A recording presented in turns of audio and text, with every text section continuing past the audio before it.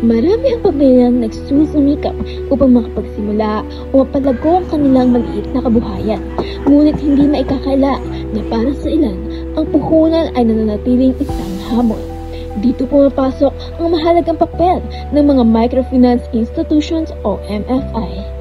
Ang dokumentaryong ito ay magbibigay liwanag sa kanilang mga kwento. Alamin natin ang mga hamon, tagumpay at inspirasyon mula sa mga kwento ng ating kababayang tumatangkilik sa serbisyo ng mga microfinance institutions.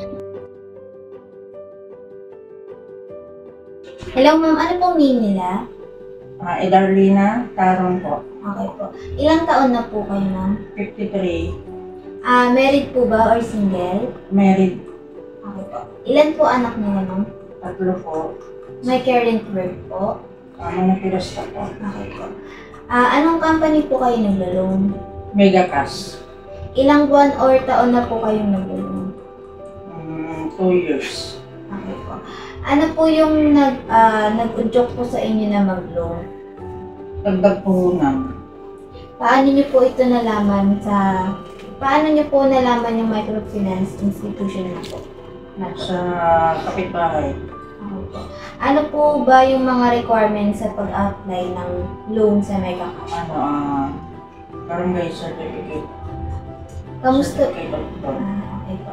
Bali, kamusta po ang experience niyo sa pag-apply sa isang microfinance institution? Mahirap po ba? Hindi naman, ayos lang. Okay po. Paano po nakatulong sa inyo yung paglo-loan ninyo? Nakatulong kasi minsan hindi lang ako manipirasta. Minsan nagtitinda pa ng ibang ulam. Kung ano yung pwedeng tinda. Okay po. May other source of income pa po ba kayo po dito? Yung mister ko, Palagi po ba kayong nakakabayad on on time? time naman. Okay po. Ano po ang inyong ginagawa para kapag wala po kayong pambayad, if ever po? Nakikiusap para sunod na araw yung pwede na. Satisfied po ba kayo sa mga long terms and condition nila? Satisfied naman. Thank you po.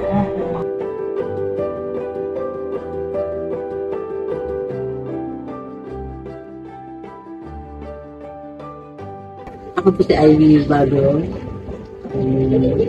May tindahan ako sa sari-sari store.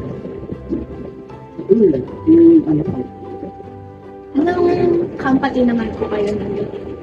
Ultimate Captain din tayo. Ilan buwan or taon na po kayo? 1 year na, mag-1 year na kami nasa may January siguro, 1 year. Anong requirements naman po pag nandito? Valid ID lang, isang valid ID lang yun. Okay na sa kanila. Ano naman po yung experience niyo po sa pag Okay naman kasi nakakatulong din kasi pag maliit kang nanitinda, nakaka-survive nyo kahit pa paano, pang everyday. Ano naman po yung source of income? Isawa ko lang nagtatrabaho. Construction lang. Pero, yung bagay kasi sabi ka kuha ako. Tapos siya nagtatrabaho. Palagi naman po ba kayo nakakabayad at time? Oo, minsan mo pwede mo sila pag-usapan pag nag-iisip kasi wako ng mga bata, pamatahe, araw-araw. Nakakaano mo sila, nakakaintindi sila. Ano naman pong ginagawa niyo pag wala po kayong pambayad? Minsan, pakiusap, pwede naman, ba't mo sila magpaan? Pero kaya, kailangan, doble mo siya next day. Satisfied naman po kayo sa... Minsan, nakaka-disappoint kasi parang ang daming cut. Pero okay lang kasi nakatulong pa rin naman kahit pa paano. sa business? Kasi pag nabili mo lang marami, ilang araw din. Thank you po. Ako si Glenda Rivera. I'm 56 years old at may tatlo akong anak. Kasi ako yung nakatira kami dito sa Caloocan. Ano pong company kayo? Company, ay anong... Yung... sa Philippines Foundation. Mag-8 years na ako sa kanila. Pero since kasi nung nasa Cavite kami, meron na rin ASA Foundation. Naghanap na siya sa buong ano. Pero hindi ako sumali nung time na yun sa Cavite kami. 10 years kasi kami doon. Tapos, nung dito na kami, na balitaan kong meron din, marami kasi ano yung ASA eh. Kasi ano sila parang institutional na microfinance. Maganda yung ano nila. Tapos sumali ko. Tapos ngayon na mag-i-reduce na ako sa kanila. Ano pong nag-udyok sa inyo para po sumali sa loob? Siguro that time kasi ano yun, nag-aaral pa sila ng anak ko. So, yung ASA kasi ang tawag, ASA. Tumutulong sila sa mga nanay na gusto mag-negosyo, ganyan. Tapos, kakaroon pa ng puhunan sa maliit na interest lang kasi nila. Pwede niyo po ba sabihin ano pong klaseng business po yun? Sa ngayon, meron akong maliit na tindahan. Tapos, yung pili nuts, kasi pag nagmumura siya, natitinda ako. Kasi, parang ano na namin yun, nanay ko nagtinda rin dati. Gusto ko lang ituloy yung pili nuts. Kaso nga lang minsan, ang mahal ang presyo. So, nag-stick muna ako sa tindahan. Gano'n. Paano naman po nakatulong sa inyo yung pagluluto po sa business? Yun nga, yung, syempre, pag may naasahan ka na malulon mo, panagdag sa puhunan, gano'n. Wala, meron ka nang inaasahan naman po na puhunan, dagdag mo. Saan niyo po na balitaan yung microfinance institution po nito? May nag-refer po ba sa inyo? Yun nga, sabi ko, nung sa Cavite kasi, halos lahat ng nanay, parang doon umaasa. Parang ano, yung word of mouth, gano'n, mga kaibigan ko, gano'n. Yun din, kaya napasali ako din nakilala ko yung ASA. Tapos nung lumipat kami dito, meron din gano'n, kaya sumali din ako. Kamusta naman po yung experience ko po? Mahirap po. Mahirap kasi sinasabi nila na hindi porket nagpapautang, i-grab mo na agad. Kasi meron din silang mga rules talaga na parang pag-uutang ka sa kanila, talagang responsibilidad yun. Tapos, nakataya din yung pangalan mo. Siyempre, weekly kasi yun bayad dun eh. Weekly.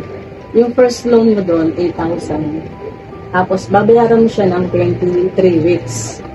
So, 5 months yun. So, parang hindi mo din nararamdaman eh, kasi matagal eh. Parang inano nila eh. So, yun, weekly, kailangan every Tuesday, religiously magbabayad ka talaga. Walang paltos yun. Nakakapagbayad po ba kayo ng time? On time? Pag hindi naman po, ano ba yung dahilan? Kailangan magbayad. Tapos, pag hindi ka nagbayad, ano ka na nun, may red flag ka na sa kanila. Tsaka hindi ka matatagdagan ng loan. As pangit yung performance.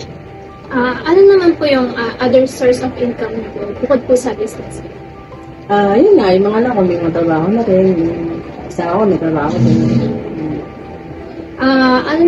Magkano naman po yung interest rate nila? Ang interest rate nila sa 5 months, parang 12.5. 5 months na yun, 5 months na yun. So, tingin niyo po ba fair po yung interest rate? Oo, kasi talagang interest ngayon sa isang buwan. Sa mga utangan side sa 20%, isang buwan lang yun.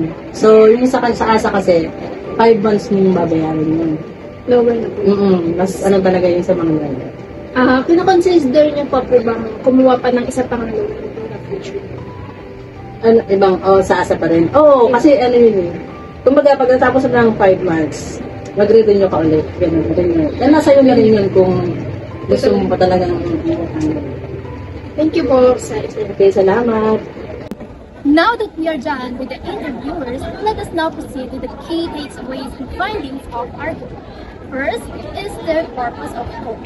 So most people took loans to support their businesses or to meet their family needs, like paying off the children's education or adding capital to their business. Know on how they learn about MFIs. Borrowers usually found out about microfinance institutions through word of mouth, relatives, friends, neighbors who had prior experience. Applying for a loan is easy. They just need valid IDs and barangay certificates. While some people still found it a little bit hard, but most of them were able to complete the process. Repayment promise. Most borrowers make sure to pay on time to avoid penalties and keep a good record with us. Some NFIs allow borrowers to request extra time for payment when The interest rates. The interest rates charged by MFIs were considered fair, especially when compared to other lenders. The interest rates were spread over several months, making repayment and more manageable. So the next one is their satisfaction with microfinance institutions.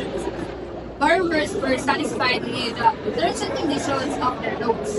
Even though some found the interest or repayment rules extreme, the benefits of getting the points outweighs the risks. Let's proceed to the other sources of income. So other sources of income, most of the borrowers as additional income, it's either from their spouse or children, which help them repay loans and handle household expenses. Lastly, future loans. Most borrowers were open to taking more loans in the future to support their businesses or personal loans, which means they had a good experience with their current microfinance institutions.